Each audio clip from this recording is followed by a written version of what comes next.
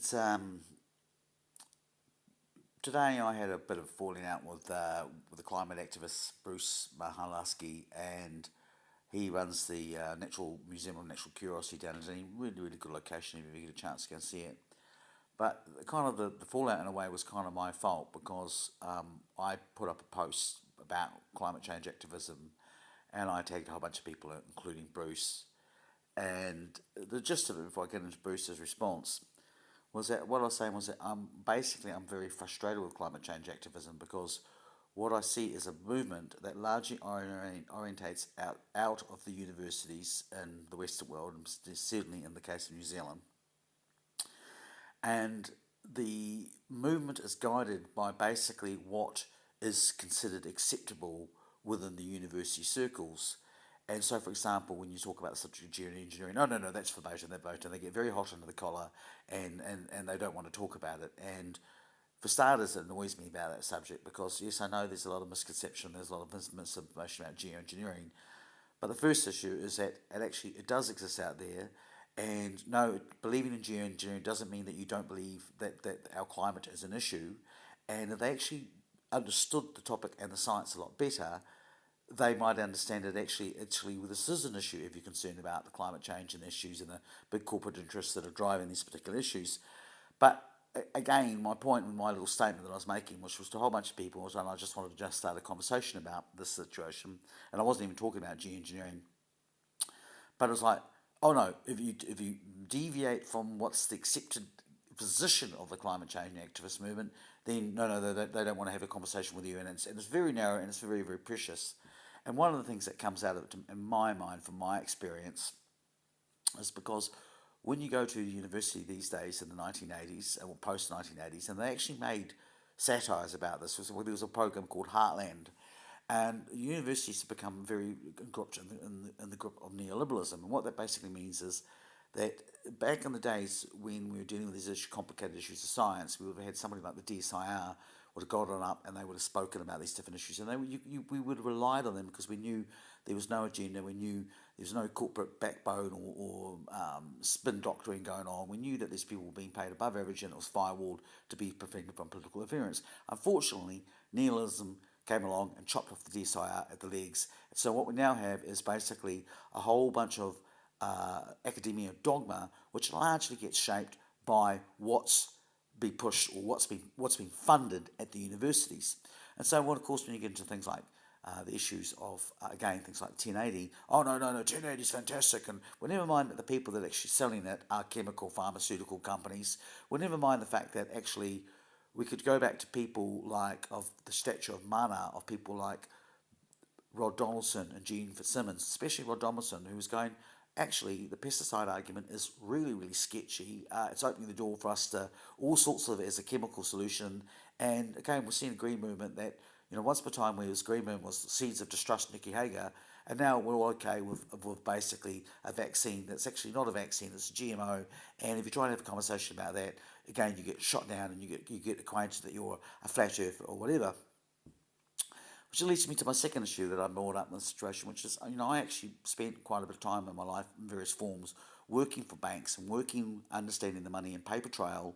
So I understand how actually things like a lot of these, for example, the goals of sustainable development programs are actually being pushed and are being manipulated by companies like British Petroleum, yes, right, fossil fuels, DuPont, and all these very large chemical corporations, which have basically largely hijacked the United Nations. So on one level, you've got the freedom movement. It's a communist socialist conspiracy. I wish. And on the other level, people are thinking, oh no, the United Nations is great, and we don't have to pay any attention to the fact that you are seeing people like Ghislaine Maxwell speak in the United Nations, no qualifications, no real other than she's rich. And we see again things like the World Health Organization in the grips of people like Bill Gates. And again, if you turn around and critique these at the university's environment, oh no, you get slammed. And again, it goes back to this thing of, I remember being at the university in the just after the first year of student fees being brought in, and once the year before, when I looked out the university, I saw this beautiful spectrum of every single different subculture. The year afterwards was just basically a whole bunch of boat shoes and all wearing the same look. And I'm not saying that everyone in the university is that way situation, but there does seem to be the situation where it's like corporations, there's this whole situation for the climate change activists that, oh yes, we must stop this terrible burning down the planet, but we don't actually want to take the fight to the corporations that are actually causing, which are not just the fossil fuel situations. And it includes the people that actually fund different disciplines of the university. And again, if you try and say that it's a university crowd, they don't want to hear about it. And of course, if you're not part of the university crowd, then you don't get to be basically part of any green environmental movement. And that gets to the next situation where, again, all the climate change activists seem to be really, it's a case of neoliberal parties like Labour and the Greens parties, which I think the modern Green Party has been very much neoliberal adjusted. So no, I put this tag out, and another thing, and this thing I was also saying was that going, well, I also have a big problem with the way that the university progressive liberals treat the war in the Ukraine. It's like they're going, oh, yeah, climate change, but we won't get upset about depleted uranium. We won't get upset about forever metals in these modern battlefields. And we're just going to again follow up this particular agenda and line that actually, when you understand it all and you understand the origins all, and you actually do take it back to its materials, it's extremely neoliberal and it's if not even neoconservative at times. So these are the things I'm saying. And then Bruce kind of came out and he sort of said, well, I don't seem to recall seeing you at the Tuesday meetings. Well, first of all, I've never actually been invited. But to be honest, aside the fact that I'm not also even actually in Dunedin, I'm in Gold Bay, I wouldn't go because, again, it's a situation with, it's like rarefied air, where if you don't agree with the party, it's like the scientific disposable heroes of hypocrisy. Even in the most radical of lines, you will do a hard time to be straight from the party line. I can't be bothered. I can't be asked with people. I can't be bothered talking to people that have got extremely rigid minds.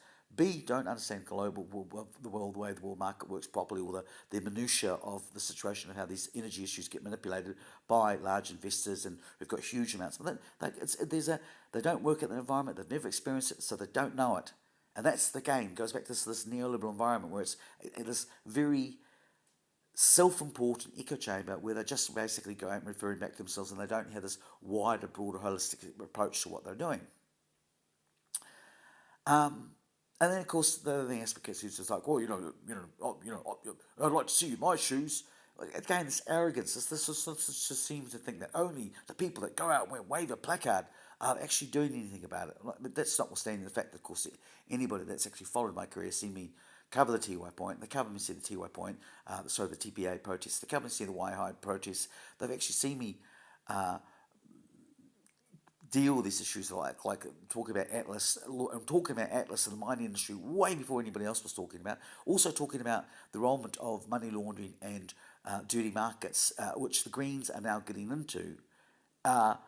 Like 15 years later, after Metatura said, "Oh no, we don't do that," and instead, we've now got a Green Party that really actually now they've got. Oh, we've improved. We've gone from James Shaw's a spin doctor for Bayer Monsanto to now the Greens are putting up an SAS candidate.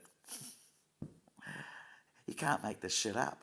I'm not saying that, of course, that the SAS guy, I don't know enough about him, so I'm not giving the benefit of the doubt. But are we going to have the Greens Party actually talking about Rocket Lab, as opposed to when they're in power, they say nothing, or this 1 year moratorium on? Why do they need a 1 year moratorium? Why can't we just say, look, let's actually have a law. You can't build these things if they do this, this, and this, instead of having laws which are actually fast tracked. Which again, the Greens have been opposing that, to be fair, but I've seen them in power so often be in power with Labour, who's clearly having a neoliberal agenda and saying absolutely nothing, and then only getting vocal about these things like mass surveillance after they get out, and it's not good enough. So yes, I would like to talk to the Greens candidate and former SAS member and talk to them about Rocket Lab, New Zealand's role in American wars, the fact that we've got all these agencies that are popping up, space agencies, which again, the climate activists, when Jacinda was in power, Rocket Lab got a free fucking pass. And now, oh yeah, national, and it all sounds like a lot of posturing.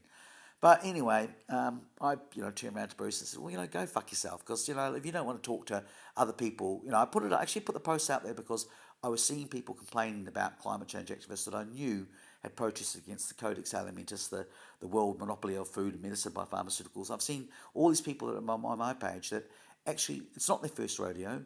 They have been around. They do care about the planet. They do care about social justice, but they get frustrated about a particular approach to environmentalism, which is so narrow-minded, and it's also it's deluded.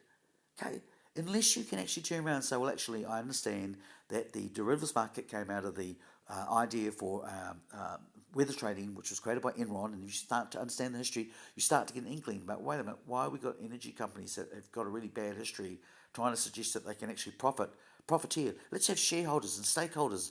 So again, all of these climate change activists, they talk about how much they want to change the planet, but they're quite happy to go along with this corporate jargon. And they're quite happy, they went along believing that Sustainable Development Goals and BlackRock were all great and Klaus Schwab was all wonderful until he wasn't. And yet people like myself who weren't going along with the party line, who weren't going along with the middle class approach, who could actually see things a bit from a bit of a wider macroscope, we've seen this beforehand. But no, these guys all know better. And it really upsets me because I think our planet has got huge, terrible problems and there's huge, massive environmental issues, but it's not just about the climate. And the idea that we have an environmental movement that's only about this one thing, and yet an environmental movement that's also so hypocritical. I don't see that movement talking about the hypocrisy about the fact that war is not mentioned once in the entire IPCC planet.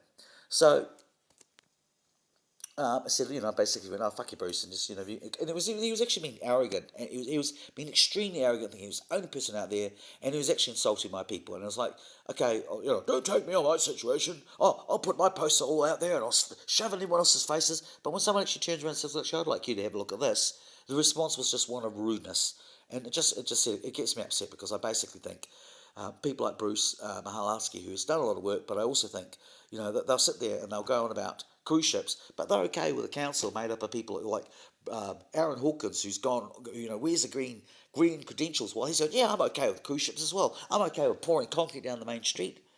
And I said, it all seems a little bit like the cool kids. And, I said, I went out today just to say, well, Bruce, like you seem half decent. You seem like you're aware of these issues, and when we talk about things that we're actually on the same page.